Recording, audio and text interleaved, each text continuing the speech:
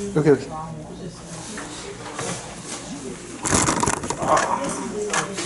Did you almost just fall? I just messed this up after I set it up so perfect. That was a little scary right there. All right, you guys, we're gonna start off. Remember at the beginning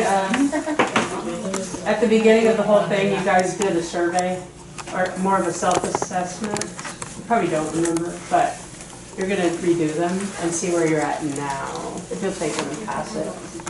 There's 2 pages. There's 2 pages to each one. No, the other one was. Oh, you separated them? The other one was this. That's fine. I have no problem hiding it. Oh, did you get one? Are there enough? Yeah, kind of. For some things, yeah. Are there enough? Yeah, I think so. Yes. So it'll take a couple minutes to do that. That's your favorite? Is this the name or Yeah, names. Well, because it's not about the program, it's about you guys and how you feel about things. I feel like I had a enough to break down. That was okay. I had a mental breakdown last week. Yeah. Yeah, it was a breakdown. Last week was like a manic one. This one hopefully is like a depressing one. I feel like I need to cry. It's so cool. Yeah, I have tried. See, tell you why I wanted one. I do. Thank you so much. Oh, it's so nice.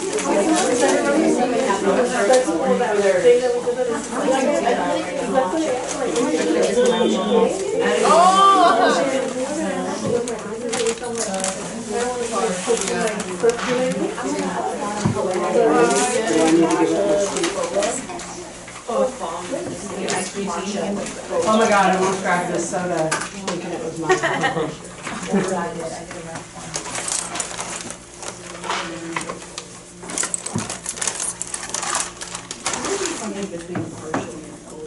I have 15 copies of 15 people.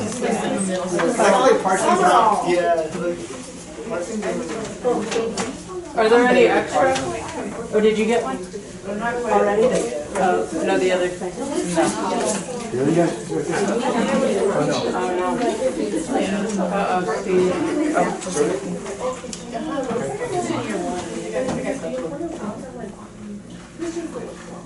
See, it's good. Yeah, that's how I get it. Gracias.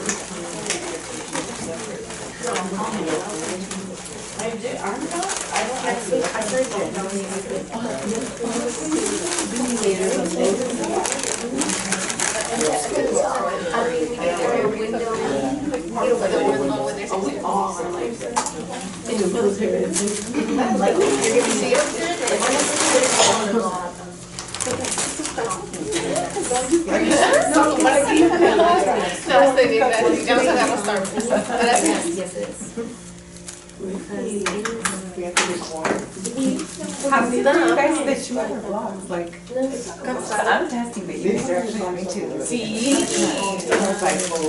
Oh, 2 hours? After the first hour, yeah.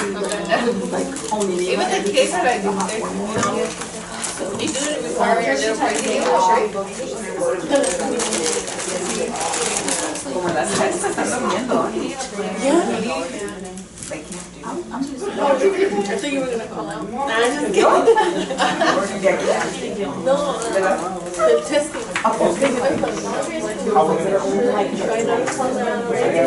Somebody did.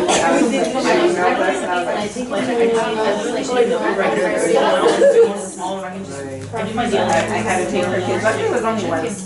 Oh, okay. How much time you give for Every time you eat, when they haven't brought you one yet. Hey, For the column that says priority for action plan, can you clarify? that's a good question. Steve, priority for action planning? What exactly are you looking for? Like in the future, what they're planning on?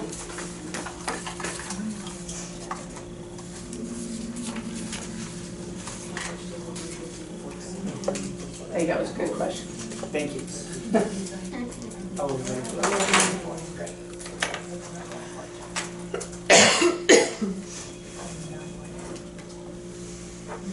I don't even see it. Oh. So you see it as something that you implemented or not implemented, or you're partially implemented. Do you see it as a priority for something that you want to get done in the future? In other words, is your layout safe and accessible? Is this fully implemented? And do you think that it requires, it's a priority for planning? Particularly, since you already have your room set up this year, what do you think about next year? Is it a high issue, a medium issue, a low issue? Thank you, Chris.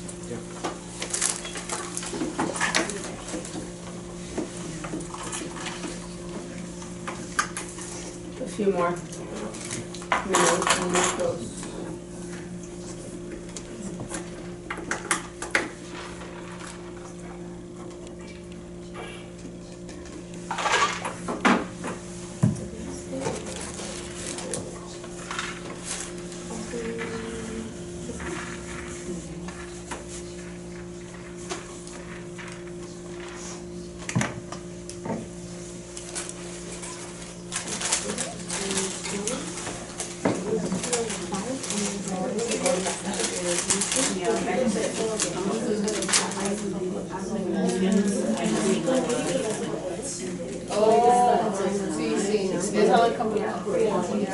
Anybody else need a lot more time or a little bit more time or no? Yeah.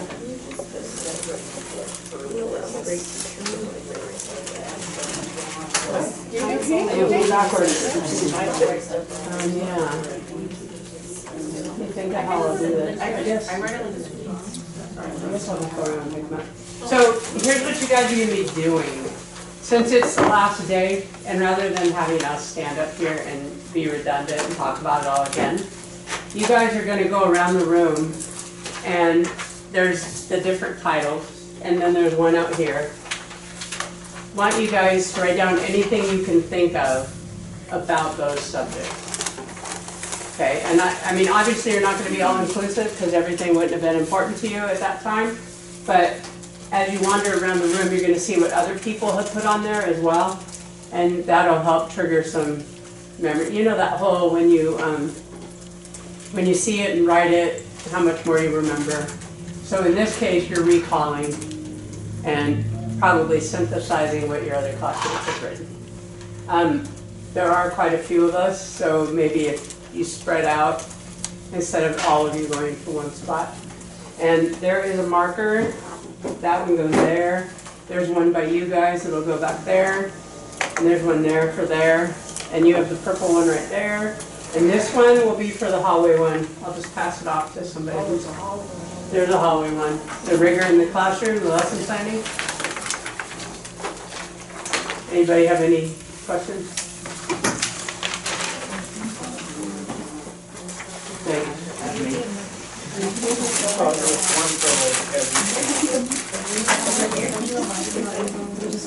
Since there's not a lot of room for you guys to like write and listen. I mean, I can put more out if that'd be easier. You think so?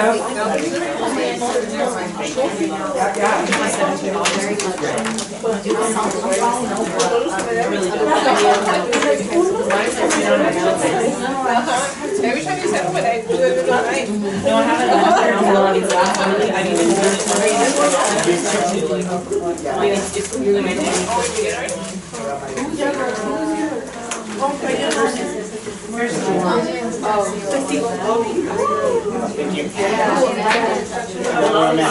And then it doesn't have to be linear. You guys can write it like spider web or whatever. You guys only have one.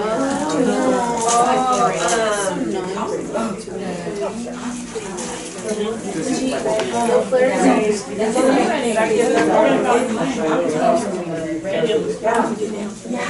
guys need more than one? No, we're good, we're just. Okay.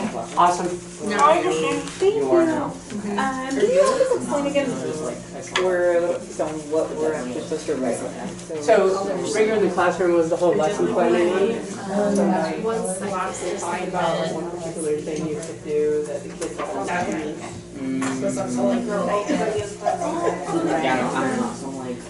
It can be, or we talked about too getting to know your kids and how you can do that, their learning styles.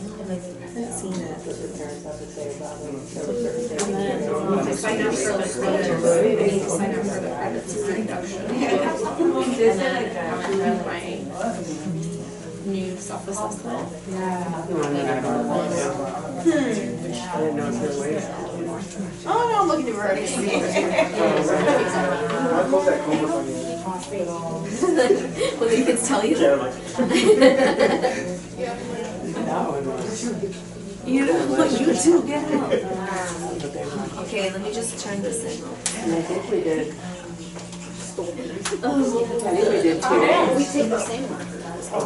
We did 2 or 3 days ago. Did we? Except environment. I don't think we did for environment.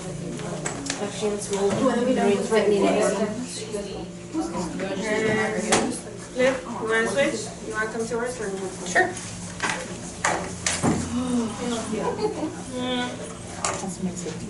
Start of the year. Everybody's not working.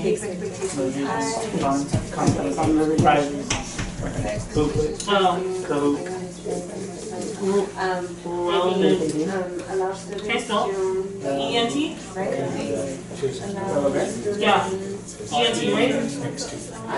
To participate in their.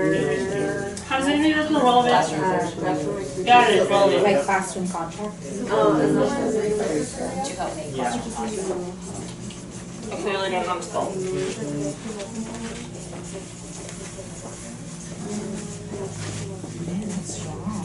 If you run out of markers or they walk, let me know.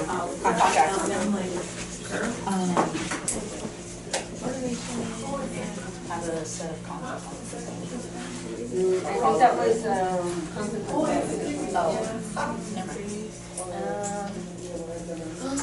Routine.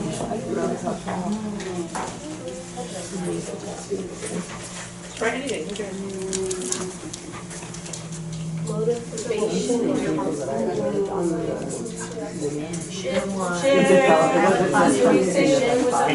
Still see. We snatched it. What's this back here?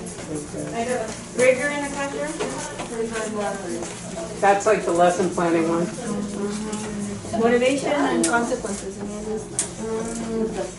What is it called? Like, I'm gonna stick to it.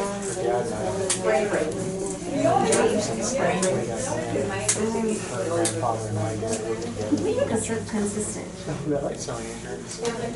Which one? No, the short one and the tall one. Really?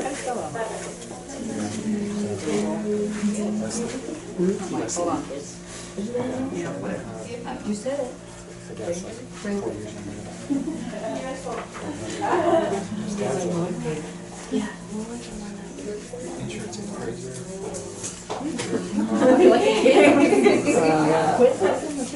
Sadly, I'm not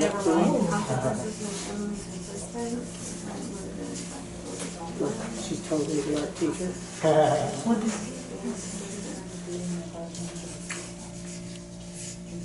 I wish I could do that like that. No, that's this will be she's gonna just show off. I know. I'm like, who's the art teacher? Not her.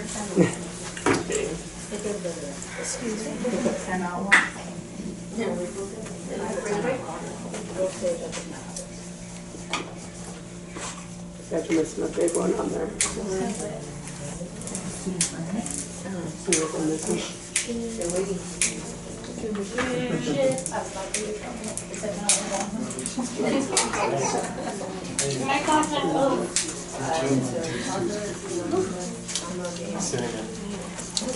true.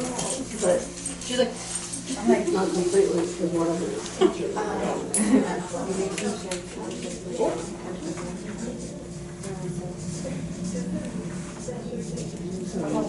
In review, you want to do environment and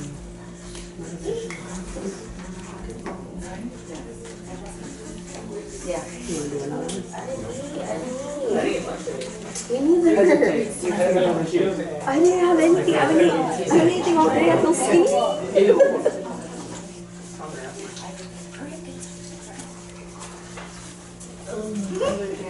Sorry. Oh, yeah. You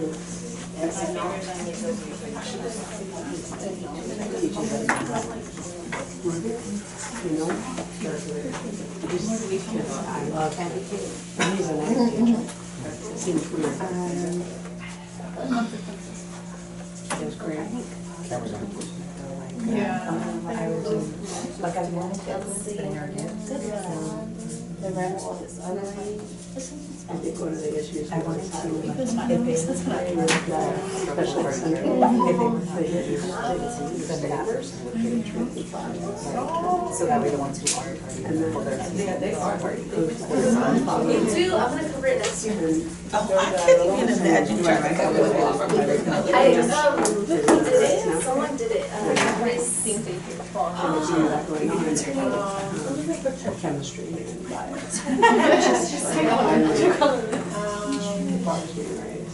Nash. No.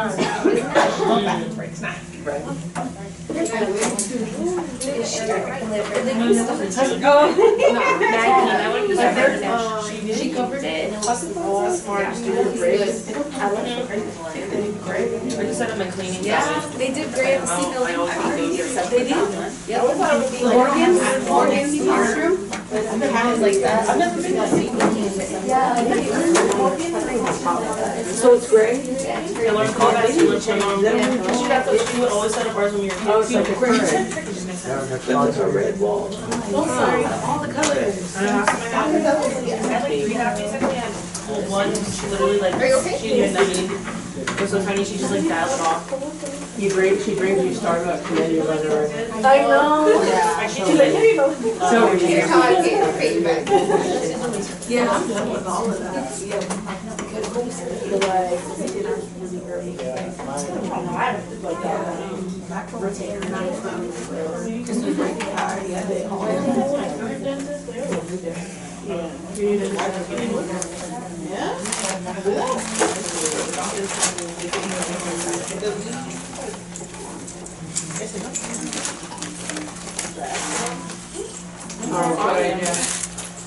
Getting a new set of them. After 2 cents, like usually for home, but I think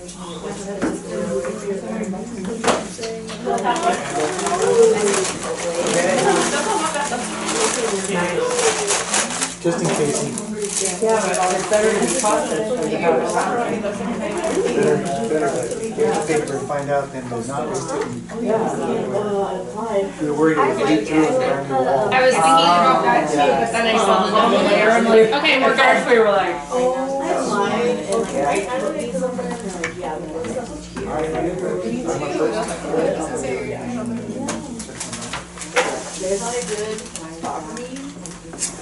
I got plans outside. Did you all get a chance to look and do a gallery walk at all the posters? they look pretty. We have 2? Dang it. You just commented you wish these chairs were Only because I'm jealous. And then we didn't know brand new walls if they would bleed through or not, so we so figured a waste of paper would be better than having to come back in here with Comet and clean the wall. Yeah. Shaving cream works. Shaving cream works for everything. I learned that on TikTok. WD-40 works too. Huh? WD-40. Oh, yeah. I love me some TikTok.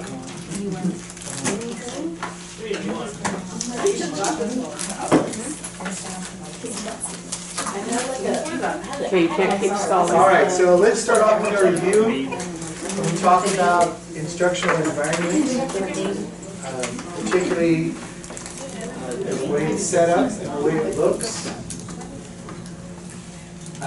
So what did we talk about at the very first or second meeting? We talked about seating arrangements, and what did we talk about with that? Or zones? Proximity. The red, yellow, and green zones there. Yeah, there you go. And what did all that mean? Crickets. The farther you are from the teacher, the students will act up, right? So they're in the green zone, right? And yellow zone, they're kind of checking and making sure. And the red zone, how many of you found that walking the room cured a lot of ills? You didn't have to say a word, you just walked the room. And some of you that I've watched the videos are phenomenal at that. Like, you'll be at the back of the room talking. I mean, and that makes these kids, you know, a little less likely to be squirrely. And they sat in the back, well, high school, they sit in the back because they know they can get away with it. And we talked about your stress. Remember at the beginning of the year, we said you were going home and the trap muscles were sore, and maybe you had a headache, and you had all this extra adrenaline running through your system, and about a half hour after your last class, you couldn't understand why you were so tired. And how are you feeling now? The same. How is the stress level, though? How is your personal stress level? When you think back to August, even July, before you even started class, and you walked in and your class was a disaster, and now you look at your class, and now you think about walking the room, the way it's set up. We talked about making sure all the clutter was gone. Many of you mentioned how much decor was in that room, and even the colors. How do you feel now? Can you compare your stress level from now to then? I feel like I still need to come in that red wall. You're still working on that. Yeah. I feel like I have more of a handle on my class, for management, my students, like they know me, I know them, I can tell their temperament when they enter the room, so I can kind of gauge how the class period is set up. At first it just was like everything coming at once. So now I'm like, okay, I know what I have to do. If I have to change stuff, I can do that. And I'm like, okay, that's okay if I have to change something. So. Good. Good. How many of you had to clean your room? You looked around and saw too much clutter. Just a kind of paper. A stacks of paper. My room has like a bunch of, I guess like, I don't know, maybe the teacher who had it before me, there was like a bunch of old desks and stuff that was in my room, like just didn't even need to be there. I had to take out like so much stuff. It was ridiculous. Did it make you feel better? Yeah, I have like, I need things to be clean, and like I have like my OCD, like I literally can't function. Like I'm like very task-based OCD, so it's like those things need to be done. And yeah, she was a total like clutter rat. The teacher I had before. Her room, it was just like, it was ridiculous. I was just like, I'm still going through it. All of her stuff, and it's like when I have time, and it's like April. I remember raising my son with, they call it Asperger's, but high functioning autism. And about once a month, we'd have to go into his room and clean it. And his stress level would drop. And over the weeks, and add up again, and go back in and clean it. But having a clean house and a clean bedroom caused him to feel less anxious. And so are there SPED students that walk into a room that's chaotic, that their anxiety automatically goes up? And that plays off you, right? You pick up on that and your anxiety raises a little bit. Good. But it's hard, like I'm a SPED teacher and we have to share the room between 3 teachers and it's so hard. That's rough. Yeah. That's definitely. Hopefully you get your own space one of these days. But. Hopefully not. All right, how many of you redesigned the desks? Put them in your. Oh, look at that. Did you, and you're probably constantly doing that, right? You find something that works, but changing it up also works, right? And you have a different need. Some of you have My Monday arrangement, but my Friday test arrangement, we talked about that with all the testing that's coming up. We put them back in rows so that they couldn't look on their neighbor's paper. But did you find walking the room worked better when you arranged the room? Giving students ownership of the classroom by encouraging them to keep it clean and neat, right? This is your house, let's get it done. Good. Make it all the items, every item has, there's two different colors. Make it all accessible and every item has a place. So we're talking again about keeping it neat and covered. All right, walls with a purpose. How many of you felt like you had too many stuff on the wall? I walked into a third grade classroom the other day. And all of it was student work and all of it was nice and neat, but I still felt there was stuff on the cabinets, like the shelf over there, it was stacked 4 feet tall, and I wondered about that. And the teacher desk was like, oh my gosh. But every square inch in the room was covered, and it made me feel, and then she wanted the lights low, so it was dim. I'm a bright light kind of guy. But I know not everybody feels that way. Some people like a darker room, and I keep my blinds open. I like the natural light, and I turn on the lights. And my wife looks at me cross-eyed, like, "What are you doing? Turn on the lights." We have two. You know what? Husband and wives can fight over a lot of things, right? You know, hey, oh my gosh, you got a gambling problem. You got a Spending problem. whatever, right? My wife and I fight over two things: the temperature and the lighting. That's it. That's all we ever argue about. I always say it's cold, and she says we have. My Chevy has, where you can do two things at once, and she instantly rolls down the window. That would be considered menopause. Oh, yeah. All right. So we've learned that we walk the room. We know that there's zones.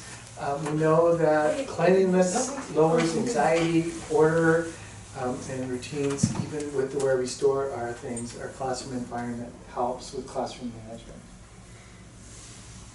Oh, I'm up. Which one is next one? So classroom expectations. This one, when I was jotting down notes last night, I was like, page, next page, because we talked about so much stuff. And I didn't want you guys to do page and page and page, because I just wanted the good stuff. So started off strong.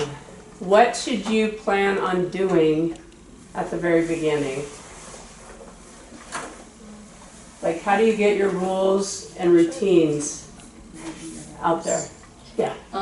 Well, create classroom norms, expectations. I created them with my students, like on a board like this, and then we typed them up, and then I'm like, okay, do we all agree on this? Like, we had a contract. So. Yes, that's great. What else? How do you get that across? Like, let's say, not the ones you agreed on, but let's say you have a certain way you want stuff handed in. But you have to do it. You have to do what before you can enforce it? Keep going, there's more. Be consistent with it. A what? Consistent, like if you constantly remind them, this is how it's done. Yes. He's cheating. Do what? How to do it and how not to do it, but what is that called? Teach to. How about teach twos? She said it. Yeah, she Oh, said you did? Thank you. Teach twos.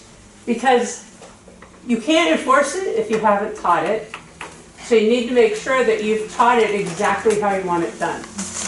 And then, like we talked about, after Christmas break, you're going to have to revisit, right? And you're going to have to make sure that they know again. I mean, you're going to feel like you've repeated yourself. But if you repeat it then, you probably won't have to repeat it all semester long. You might have to remind them periodically, but it shouldn't be something you have to repeat constantly. Allow students to help with contracts. Keep expecting clear, fair, consistent, otherwise they are just suggestions. What does that mean? Well, Like, you make sure your expectations are what you want them to be, and you like stick to them. Like, you know, you stick to your hill, you're gonna die on, right? Otherwise, they're just suggestions. And very true. So if you say, I want you to turn work in this way, and then you take somebody else's when they walk up to you, you know, some of the kids are gonna see that. And so therefore, anything you've taught them prior is now out the door because you've already deviated from what you've set up. My class, my rules. I think that's hard, especially for a lot of new teachers. You feel like you want to share your space with them. And you do share it, right? I mean, when they come in that room, that's all of you together. But ultimately, who's responsible for that classroom? And who's responsible for the safety of those kids, right? It's you. You know, and so while there's an element of them getting involved in it, you've got to remember that ultimately it comes back to you. Revisit. Oh, that's what I just said too. Oh, somebody did put teach twos on there. Sorry, I missed it. Treat others how you want to be treated. Is that just kids or is that us as well? Us. Right? What do they say? Respect isn't expected, it's earned. I mean, sadly, that is the case now. You know, when back in the 50s, a teacher automatically had a status and the kids respected that. And a lot of that came from home, but we don't have that anymore. And so we kind of have to teach that, which means we have to demonstrate that. We do share the class. Consistency. That is huge, right? It kind of goes with understanding if you don't follow through on the teach twos and you aren't consistent, then you're going to lose all viability to what you're having to say. And what you'll need to do, somebody said set expectations at the beginning, excuse me, bless you. Make sure that before the semester starts, whether it's on one of your buyback days or whatever, come up with a list of what is important to you to make sure it's covered. And then maybe plan out in your head once you hear how the teachers are going to, I mean, how the admin's going to expect you, you know, certain things you're going to have to do in the beginning. I know a lot of admin will have a list of things for you to do on your buyback days, right? And it never seems like we have enough time to work in our classroom.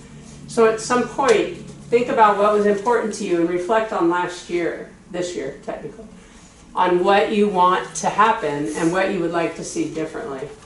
You know, I think I shared that I had this box that was my turn-in box. And I would always say, just put it in the orange box, just put it in the orange box. But I never walked them through what I expected. And so if sometimes I said put it in the box, sometimes I said set it on my desk. And God help them if they put it on the desk. It was like a black hole, but if they could, you know, I should have just stuck to the orange box all the time. And I didn't. I got stressed and, you know, I didn't do it right. Is there anything else? What do you think is the biggest thing out of this? Well, one thing that's missing is the Queen Victoria. Oh, yeah. The look. The look, the turn. How many of you tried that? I know a lot of you said that right after the next meeting. Did it work? How many of you found proximity to work? Yeah. I love that because it makes everybody nervous in a good way. Not like where they're going to have their anxiety go through the roof, but if they're screwing around and you're standing there, all of a sudden it's like, why is she standing there? What is she doing? What was the other thing, Steve? Moving in? Oh yeah, right? Queen Victoria, then the move in, then the hands down, right? The other thing that goes with that is you don't ask them. You don't ask them. You don't say, could you please be quiet? It's not an option, right? It's not an option. I'm telling you to be quiet. You can be polite, but you need to be upfront and just be, I need you to be quiet. You're not giving them an option. Because the smart butt kid is going to go, no, I can't. You know, can you be quiet? Can you, please sit down? No. And don't beg. Don't say please. Please, I need you. I mean, if it wants to be part of your directive where you say, you need to be quiet, or please, you need to be quiet. I mean, in that regard, you're being polite, but you're also being very forthright and not taking any of their, is it guff? It's an old term. I just watched Little House on the Prairie. I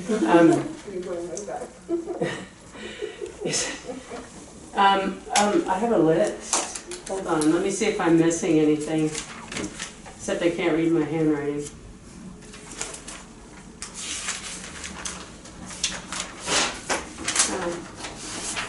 Queen Victoria, consistency. Oh, we talked about trauma-informed teaching and how students who have been through trauma, that their behavior is also rooted in that, correct? Like, a kid doesn't come in, I think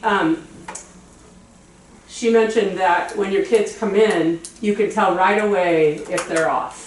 Right? You can tell by body language, you can tell eyes, you can tell when they're sitting in their seat and they're just slouched. You can read it. Usually if a kid that isn't normally that way, well, even the kids that are normally that way, there's usually something going on. And it may not, for the kid that normally doesn't show behavior like that, it might be a little, it's not as subtle, right? You go up to a kid and you say, can you do 1, 2, and 3, and then I'll come back. And if the kid goes, no, or, what, get away from me. And you're just kind of like, whoa, that's not your norm. And obviously you don't want to call them out. You don't want to do it in front of their peers. But okay, something's going on. When I get a chance, I'm going to talk to that kid. That is that trauma-informed disciplines, trauma-informed teaching, and know that all of our kids are trauma right now. They've been traumatized by the whole COVID thing, and therefore they're way behind, and some of their peers, if they're a kid that doesn't misbehave frequently, their peers probably are, or their friends probably are, which complicates things for them as well.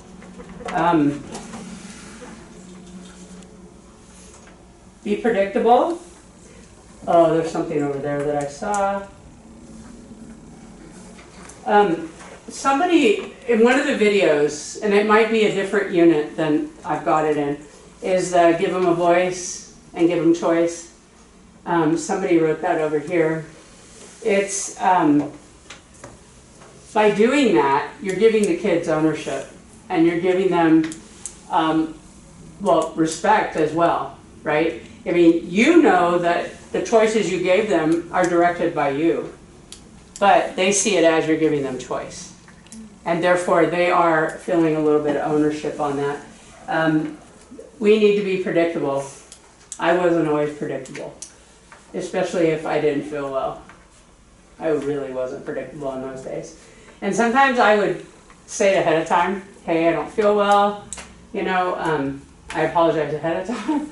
Or if I realize that I've just been touchy, the next day I would say, I'm sorry, I want you guys to understand that, I'm not perfect either, and I really let you down. Or something along like, but ideally, you walk in every day, they know exactly what to expect. Because if you think about it, we're kind of, for a lot of these kids, the only consistent thing in their life.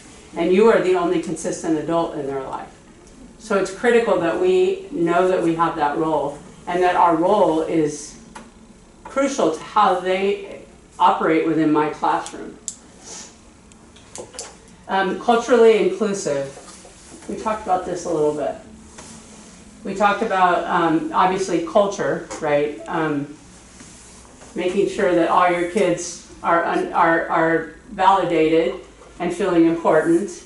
And then also to be cognizant of the kid who has 2 moms, 2 dads, no moms and no dads, grandma's raising them, auntie's raising them, and they don't really consider auntie a mom. So when you do, let's do, what is it, muffins with mom and stuff like that, I always think how horrible for the kid who doesn't have that option. And some families will work it out so somebody goes with them, but they know they're different, and you want to avoid that as much as possible. I think that's it. It's me again, right, with SEL? Which you just covered. Anybody have anything to add to the classroom expectations now that we've talked about it a little bit? Can't see it. So SEL, we realized after doing it with you guys that it was probably overkill, because I know that all your sites are probably doing some version of this. So I don't ever think there's enough, but we didn't want to be redundant. So not that it affects you, but it'll affect our future classes. Less trauma behavior. Mental health perseverance. For us as well, right? I mean, I know in the beginning particularly how difficult it must have been to try to deal with the trauma that our kids are bringing into the classroom.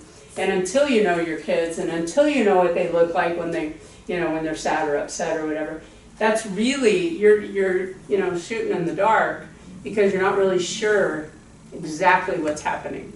But now I would imagine at this point you understand your kids better, you know what to expect, and they know what to expect from you. Relationships, rapport, work at that. We asked you guys to pick 5 kids that you spent a little extra time with. Did many of you do that? Did you pick, have you noticed a difference? Yes? I think in doing that, you've invested. Like, that's the basic. I mean, you invest in all your kids, but those kids that need extra attention, by giving them that additional attention, I think you'll see that. And you may not even see it right now, but that kid might come back when they're in college or in their job or whatever and say, I'll never forget your class because, and then you realize, oh, it did make a difference. And sometimes you'll never know, You hope you'll hear about it, but you may not. No judgment zone. That's huge. And that's kind of hard sometimes. Especially when you have, let's say, a parent comes in and they smell like weed, and it's hard for you not to either feel really sorry for your child or judge the parent harshly. I don't know that we'll ever get past that, but we need to try. Greet students at the door, we talked about that. I'm sure you guys have seen on TikTok and Facebook the teachers that have the funky handshakes and all that for each kid. They do it really quickly, and I don't think it takes a lot of time with them, but for instance, high school teachers, I mean, we see so many kids. But elementary, special ed, when you have kids that are in your room consistently.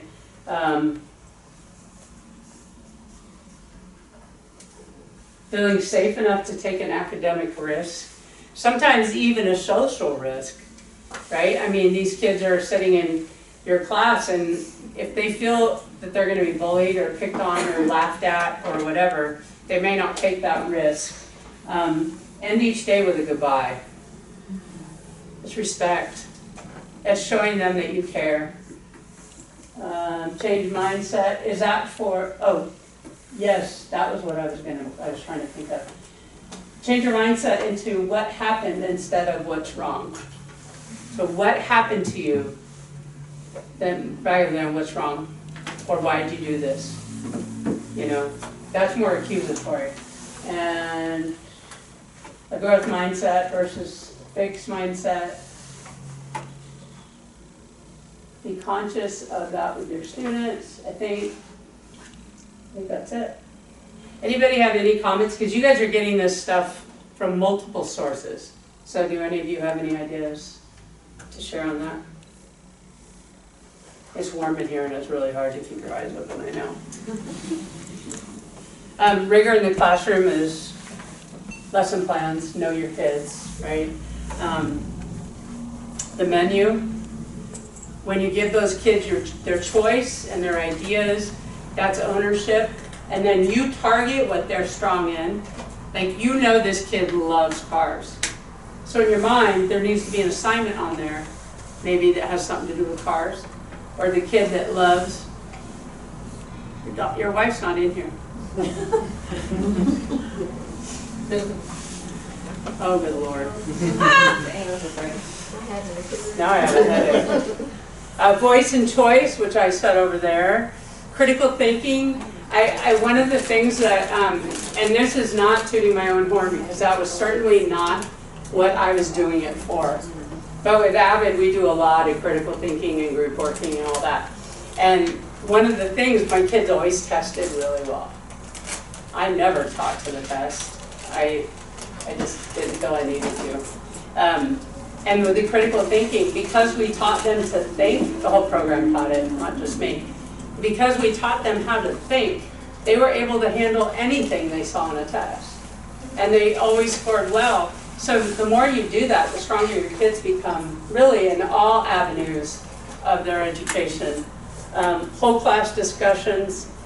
What's one key thing to worry about here, though? With whole class discussions, particularly early on. Participation. Too much all at once. Wait, somebody said what about all at once? Like too much all at once. Can be. You're going to have to walk them through that. In the beginning, maybe give them something and explain, maybe do it in small groups, and walk them through what you expect. Kind of a teach to, but on a grand scale. You want them to know exactly what you expect. Participation is tough. So what you could do is, I don't know, like a speaking ball. Sorry? I do flashcards. Flashcards? Cool. Does anybody use that, like the speaking ball or anything like that? You can do that too. Even with high school kids, that worked. Because, you know, then they become, you find them revert to when they were a toddler and they all want the ball, right? The other thing I've done, which was interesting, is while they were talking, I charted it. This was back in the days we had overheads, but I guess you could do it on computers too. But we charted how they talked. And so when we reviewed it later, you could see that it just went like this the whole time. Same two people talked the whole time, right? And even if I would say, you know, so-and-so, I need you to, you know, Jesus, what do you have to say about this? Or, you know, Cora, what do you think about this? You know, sometimes you get that kid that will just go. And I respect that, right? I don't want to force a kid that's going to like throw up because they're so stressed. But you also want to give them the chance to talk because sometimes their peers talk right over them. Lesson planning and all that, knowing what your kids are interested in. You guys probably see it all the time, but some of those lessons, like in the books or whatever, are so boring to these kids. And I mean, they would have been boring to us. So why would we expect our kids to follow that? Formative assessments, I'm sure you hear this at school all the time, right? Use your data and assessments to guide your instruction. Equity mindset, my favorite thing, exit tickets. What's CFV? Common formative. Check for understanding. Oh, check for understanding. Oh, check for understanding. The exit tickets are a great way to do that. Sometimes you might just do the exit ticket as something trivial. But so is walking room, so is thumbs up, so is whiteboard, so is Kahoot, so is Quizlets. So That's is for checking for compare understanding. share, so is, right? All of those are CFUs, yeah. I have one more to add to the list that one of my TSMs talked about. She said that, well, humans are, but kids especially, are inherently lazy. How do you leverage that? And I looked at her, what? She said that you make the work harder when they're lazy. For instance, if they're writing an essay, you make it harder for them by having to redo it if it's not acceptable versus just writing a grade on it. And what she found was kids wanted to turn it in right the first time so they didn't have to write it a second or third time, right? So this is their standards. You don't meet the standard, you gotta do it again, right? Because she wasn't giving them an F. She was saying, let's get it done, you gotta do it again. The kid didn't want to write it again, so they got to the point where they do it right the first time. The second thing she did was, we have a lot of, in the last 10 years, the power of zero and grading have really come into play. and never get a 0 to a kid. And so what we found in the last couple of years are some teachers are giving 50%, even if the kid didn't do it, right? Because it's a 0 and that makes it worse. Others are grading a semester's worth of work in 1 week, the last week of school, because they said you've got to accept late work. And some ITSM said, I accept late work and I don't mark their grades down. Okay, well, how are you leveraging laziness? Here's what she said. All right, if you want to turn this in, you have to turn the original sign in plus this one more component for 1 day late. Oh, 2 days late. It's this original assignment plus this component and this component. Well, 3 days that's late. brilliant. Still gets full credit. Still can get an A. But now the kid is working 3 times harder to turn in the original assignment. Kids get a message on that the first week of school. I'm going to just get it done before because it's too hard to get all the others turned in and it's too much work. So she's saying you leverage their laziness against them by making it harder to be lazy. That's kind of what she said. Have you heard she talked to you about that? Yeah. So am I saying it right? Yeah. She's saying it right. Because I was like, you even mentioned it, I was like, I think I know exactly what you're talking about. Yeah. So she said it's true. You make the kids work harder for being lazy and they stop doing that and they go back to... And how many of you have, like, seriously, it's the end of the quarter and all of a sudden a kid turns in like 3 weeks worth of work? I don't... Yeah. You know what? Well, like, kind of, so with that, if like a student turns in something late, okay, I'm like, if you're interested in being late, you have to do this, this, and that. If it's way past due, because like, I do everything like, obviously like within units, so you can turn in anything within the unit time, and also you don't have to do extra things. And I always tell my students, I'm like, dude, turning something in, because there's also this like notion that like, you can only turn in completed work. But I'm like, no, even if it's like 3/4 done, no points are better than no points. Like, turning in something, even if it's like high quality work, like, it's so much better because you're gonna forget. Like, students will be like, oh yeah, I turned this in, but I still have it, and they have it. That's even worse. So they have it in their back, but they have it in their portfolio. They just don't turn it in because they feel like they should only turn in complete work. But like with semester stuff like that, no. If they do that, like past the 2 weeks, I'm like, okay, if you have to turn this in late for something from like the beginning of the semester, you have to do this, and that. And I've had some students actually do this, and that. I'm like, I'm impressed that they did it. They do it to their full potential, no, but they at least they try to be like, hey, I want to get like full credit for this, and yeah, it might not be like my first time ever doing this, but I mean, I applaud them for putting that much effort into a class, which is probably a big step for them in general. So, I mean, I admire that. Don't a lot of the parents call and say, what can my child do? How many of you teach high school in here? Most of you? I mean, parents call all the time and say, what can my child do to make up? And you can say, well, why didn't they do it from the beginning? But the fact is, this parent is expecting you to do something. And you don't want to be a jerk and say, I'm sorry. You can't. But on the other side of that, like, I think what you said is such a great, because I was the kind of person that took it all the way up to the end, and then I spent, nights and nights grading. And I knew that I couldn't grade fast enough, so I didn't make them, like, I didn't stick to a due date a lot of times, because I knew I wouldn't get it back to them that quick anyway. Yeah, and like, another thing too, like, the laziness thing, so I think I mentioned this at the beginning of the year, like, so I take attendance, like, as soon as the bell rings, like, literally if you're not in the seat, you're not in the class, like, you are marked absent. And a lot of the students, they have to sign a late sheet, and I check it 10 minutes after the bell rings, like 10 or 15 minutes if I can, like within the time that if they write their name, like they were late, I adjust it to them being late, to them being absent. So like a lot of the students did not take that seriously. They're like, oh, why did you mark me absent? I was like, well, were you late? And they're like, yeah, I was. I was like, you didn't write it on there. Like, if you're gonna be late to my class intentionally late, like I'm gonna make you pay for it. Like you need to be here on time as everybody else is. And they're like, well, I was. My parents are calling me. I was like, that's not my fault. Like, if you're not lazy enough to literally, it's right by the door. You write your name. You write the time. And I know you have a phone. There's a clock. And then now everybody's like, oh my god, I'm so late. I'm so sorry. I was like, no, it's cool. I was like, you wrote your name on it. I highlighted it. You checked it off. And now they're like whipped into shape about it. I'm like, thank you so much. Like exploiting their laziness and making them pay for it because their parents like. Do you think the kid that didn't put his name on there or her name thought that maybe they were tricking you into thinking they were there?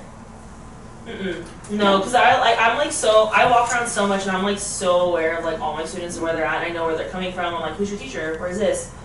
And I always tell them, I was like, look, like I know you guys think you're like 16 and you just like got the world figured out. I was like, but you are not that smart. I said, and you are not like that tricky. Like, it's really easy to read more than you think. I said, you're not like, you know. Yeah. And they're like, and at that point, that was like in the first like, couple months, that was like really hard on them, and now they don't even try to lie.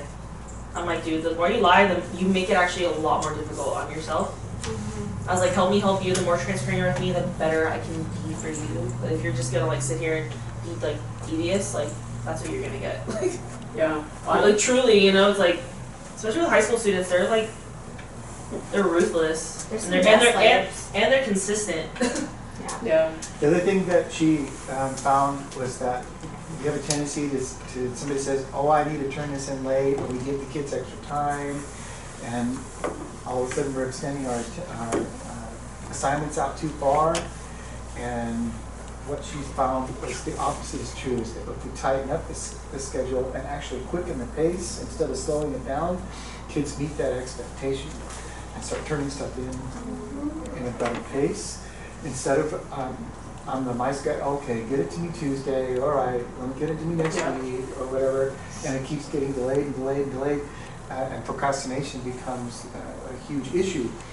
The hard part is, while you're trying to be nice, the student procrastination is affecting you.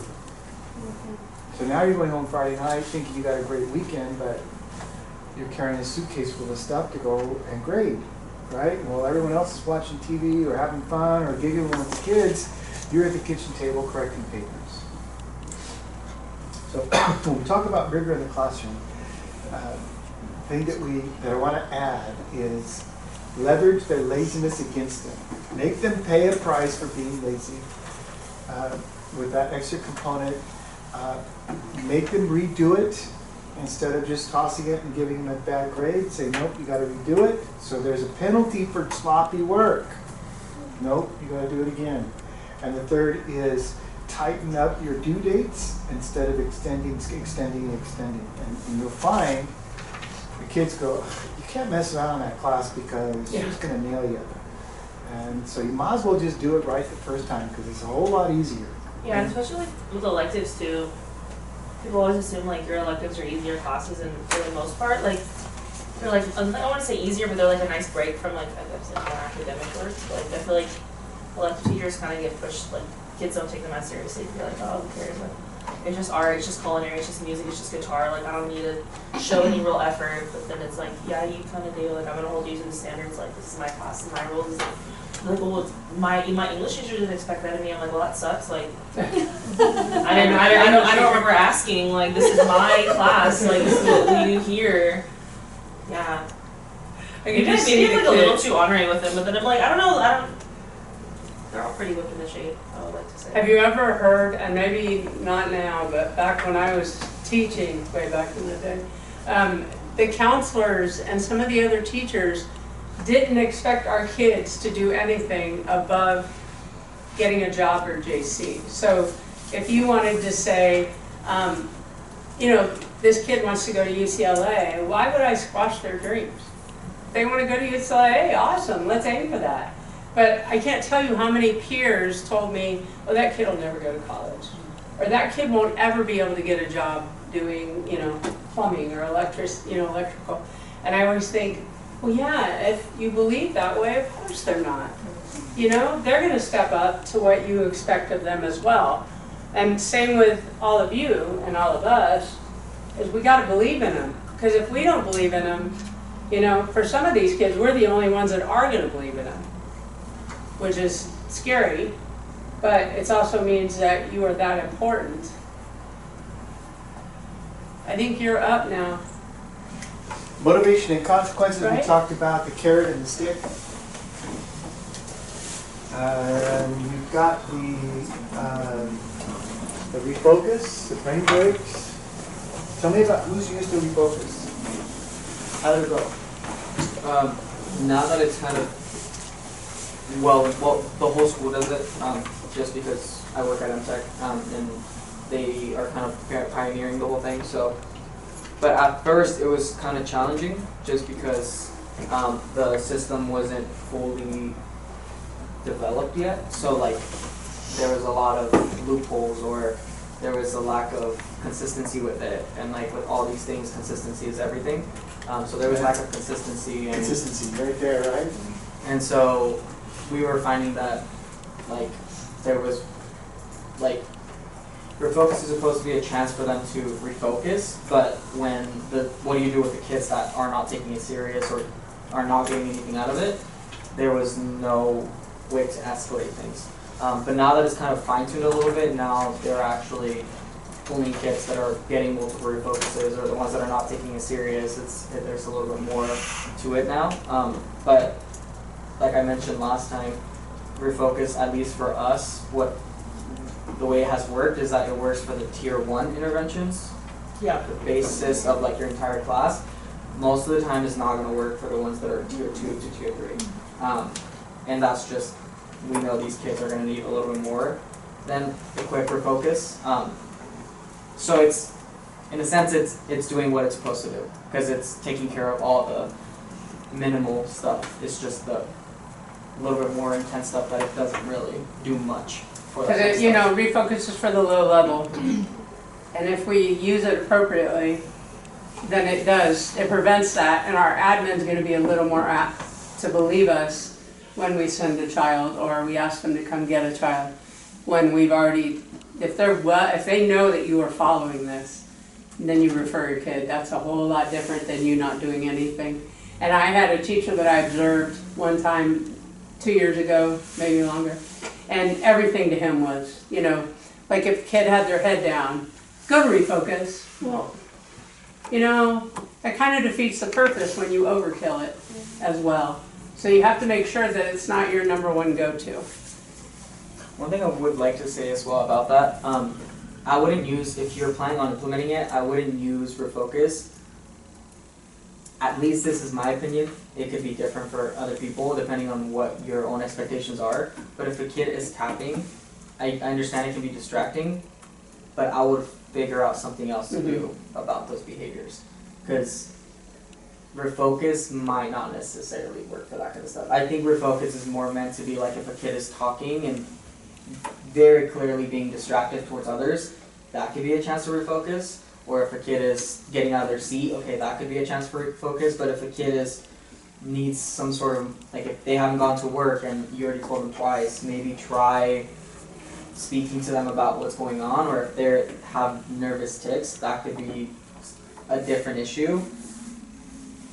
Like I've noticed that there's people that use refocus for the tapping or those kinds of things, and it doesn't fix it. So that's just. So we talked about the steps that lead up to it, right? Well, we also talked about CIQs, classroom integrity questions, and it kind of goes with what you were just saying. Like, can I still teach? Can the students still learn? Can the students still learn?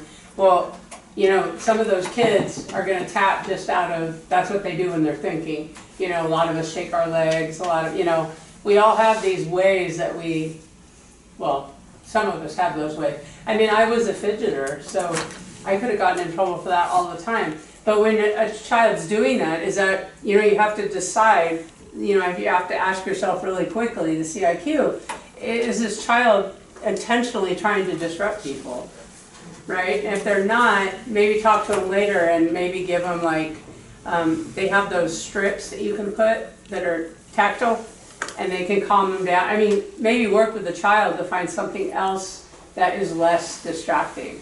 But yeah, you should automatically, with some of the behavior, is, you know, how disruptive is this? Yeah, I agree with you kind of too, like just evaluating, because assessing the student first before you kind of make any implemented action before, like, which kind of makes them feel bad about those tics that they have because they truly just can't help it. I have my own too, like, as an adult, like, even when I go to like CNI meetings at school, like I get overly stimulated by being around so many adults, like I clench my jaw, like, and I like start fidgeting, and like it's hard for me to focus as an adult with other adults too. So like with my students too, I realize that I've noticed like in ours sometimes they get really stumped, or I'll tell them like, hey, you can feel free to walk around the room, like look at other people's things, maybe it can give you an ideas. Like a lot of the students, they like to they like to work standing up. And for me at first I kinda like, I was like, maybe they're being defiant, and then I asked them, they're like, yeah, no, I just don't like, I sit down all day, like, I really just wanna like the opportunity to stand up, and I like drawing when I stand up, I feel more comfortable, and I'm like, okay, like, cool, like you're not being rude to me, this is just what's best for you, and I feel like, and that's just like one of the really many, but I feel like the students are just more comfortable in the class. Well, and he or she has obviously come up with coping techniques. Yeah. Some of my students will like, I'll even tell them too, like, especially during block schedule, which is really hard, I'm like, hey, like, if you need to like go take a walk, like you need a breath because you can't be in class, like just go outside for like 5 minutes, take a walk and come back and just recollect yourself. Like if you can't be fully present here, like do what you need to do so you can be. Yeah. And if not, like please just communicate that with me. Like there are no wrong answers, like, so like That's a great point though, because we have those kids, Yeah. And they don't need to be, not villainized. But not admonished for like things that they can't control. I have one kid that has so much trauma and abuse and mental health issues that when all of that's starting to bubble up, she'll just unconsciously, her leg will just start shaking to the point of like we're in portables, so the floor will start shaking or the table will. She doesn't even realize it, and I'm like, you're going into one of the dark places, aren't you? And she's like, how'd you know? And I was like, you're shaking the whole table. But like when her trauma starts bubbling up, like she's tiny, she'll just physically start shaking. And most people would think she's like nervous tick or something, but it's her trauma bubbling up. God, how sad. So. Wow. How do you fix that? When that, or like what do you So luckily, like I'm independent study, so when I'm working one-on-one with her, but even if it's in the classroom, I don't know, I'm not your normal teacher. I'll be like, you want to sit at my desk? And she's like, please, because then she can kind of remove herself from the pressure of the group. So she'll go to my chair and she feels safe like at my desk, and she's still kind of a part of it, but also in her safe area. So like I have a few students that when they're there, they'll be like, can I work at your desk? And I'm like, yeah, go for it. And I'll go at like the student desk and stuff. Yeah, I have a few students of mine that sit at my desk, and I don't even need to be at my desk. I'll be around the classroom, but they just station themselves weird. I'm just like, okay, I'm just gonna go somewhere else then. That helps her a lot. I don't know what it is. It's like a comfort thing. They just like being in your Safe area, zone. being in your little bubble, even though you're not in the bubble. I think it's an acceptance thing too, because you trust them to be in your space. Yeah. And then, like I said, it kind of pulls them you. a little bit away too from the pressure of the group. Well, and you're kind of like, you're a parent to them, and so if they feel comfortable, that's why they want to be there. Yeah, anything about the trusting, you trust them to be in your space. Mm-hmm. Yep. With trust and respect.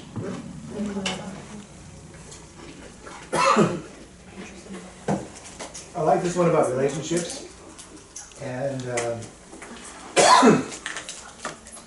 where was it? Kids aren't motivated by people they don't like. We know that actually data proves this out. Right? So we talked about the consequences. What was the motivation that we talked about? I didn't see it listed in the way we said it. If you think of football, and after a touchdown comes the celebration. No, before the celebration, but after the touchdown. The kick. What do we call that kick? Extra point. It's also known as the. Did you know it's called the point after attempt? Yeah, the PAT. PAT! There we go. What is PAT? In our class we talked about preferred activity time. How many of you tried that? How did it work? Oh, it works really well. Talk to us about it. Well, since I have like art class, we do like big long-term projects. So it's set up so most kids are working till the end of that time for the kids who are fast workers, rather than be de-incentivized to finish work on time because they're rewarded for finishing their work with more work. They actually have preferred activity time to get into, and there's a list, there's a menu there for things that are approved that you can do, that the kids helped collaborate and make with me. So that actually does incentivize them to get their projects done on time, if not even a little early, because there's preferred activity time waiting for them. Fantastic. When you have a completely different scenario and you've made it work. Somebody said competition. How are we using competition, class competition? For my classes, I create a class competition on the board. So every time they are on task, they did a really good job for the day, I will give them points. If they're not on task, if the sub leaves a bad note, I'll take away points. And they're very competitive, so I can't reach the board where the points are at. So I have a student do it, and that also kind of like allows them to like, oh yeah, can I do it? Like the tall kids, you know? And so they'll write the points on for me, and they'll like get really excited and hyped about it, and then I'll hype them up too, and they just love it. And what is the reward? So last time, like, I actually give them something. So like, I did it from the beginning of the semester to spring break, that was the first half, and I gave them the winning class, I got them chips. So they got to eat chips and do their work, and I brought the chips and I put them out for everybody to see, and then I kind of wrote on the board, like, this is a winning class. It was 5th period, so I said, like, okay, you know, that was the winning class, and we're gonna start it over so you guys have a chance. And I did that so the kids can see, like, oh, she is following through with the whatever. So then they got the chips. They were so excited. I told them, yeah, brag to your friends, you know. And then for this next one, they're gonna get a party. We're gonna have a party, a class party, and they've always wanted that. So it'll be really fun, and I'll provide like snacks for them. All right. Which was left?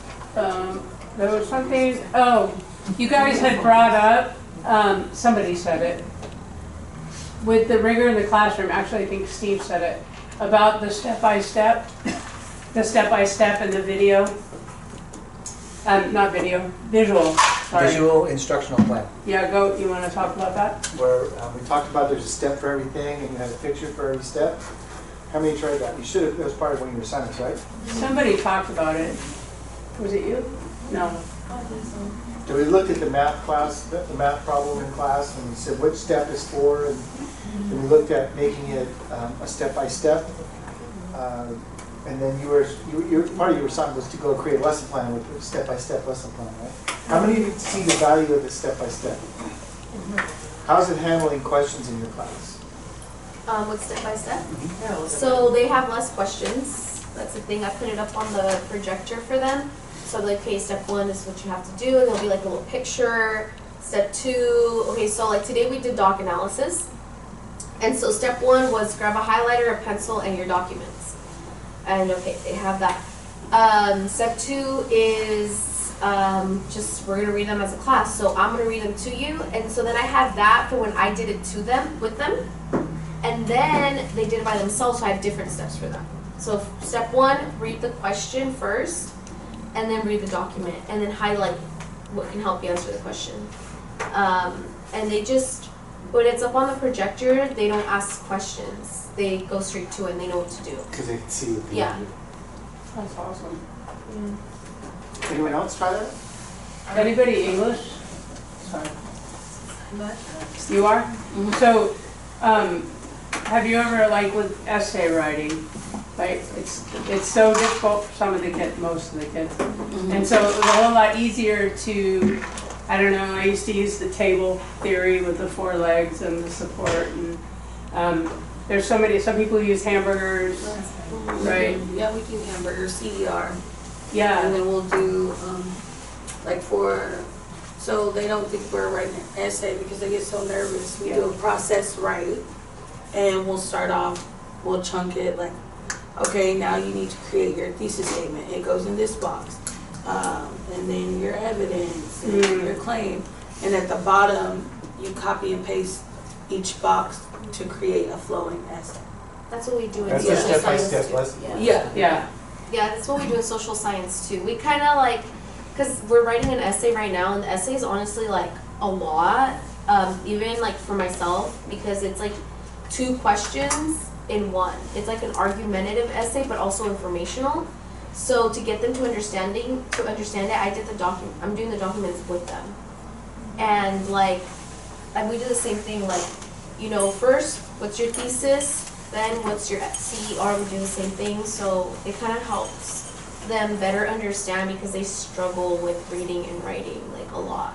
And then I like to do, when I do doc analysis, I do the I do, we do, you do, so that they can just kind of like have a partner, and then I'll do it for them the first time. This is what I expect. But It's so overwhelming for them, it is. you know, because like you tell them to write an essay on, and they're like, oh my God, I don't understand. Like they don't even know the first step to move there. Yeah. And then ours could, like, you needed a lot of background context too, because it's on Ukraine and NATO. So how am I gonna give them Ukraine and NATO? So luckily we got like 2 extra weeks in our unit. So I was able to give them Ukraine and NATO. Why does Putin want to invade Ukraine? And then that's where they were able to form, like, should NATO become involved? And then I told them it's like your own opinion, but you need to provide evidence as to why you think that. And I think they're okay. Today That sounds good. Yeah. I think too, I would say with some stuff, well, how would you tell, you know, they're like, I don't know how to write, blah, blah, blah. And I'm like, how would you tell your grandma about this? Like, how would you tell somebody, you know, your friend, if you were trying to explain it? Like, how would you explain it? You know, or if you're talking to a parent or a guardian and you want to justify why you want to go out. Like, what would be all the reasons you would give? And then we kind of turn that into. That's it. I'm good. All right, guys, there's a survey that we really need you to take. We already did it. Using the QR code on your agenda. Oh, different survey. Do I have all the other surveys that you guys did at the beginning? Awesome. You want me to compare them?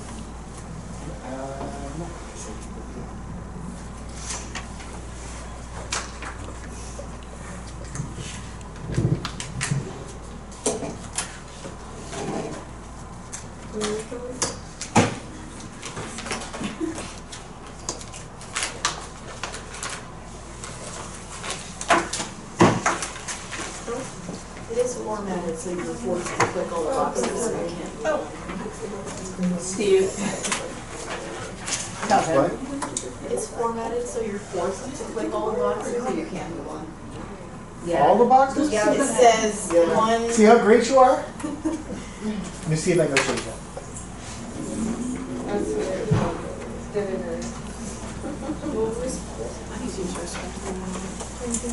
Oh, sorry. Hey, do you ever go to the stuff at Golden Chain? No, but I've heard it. That Oh my it's God. awesome. We went to Hunchback. Yeah. Phenomenal. Really? Absolutely the best one I've seen there.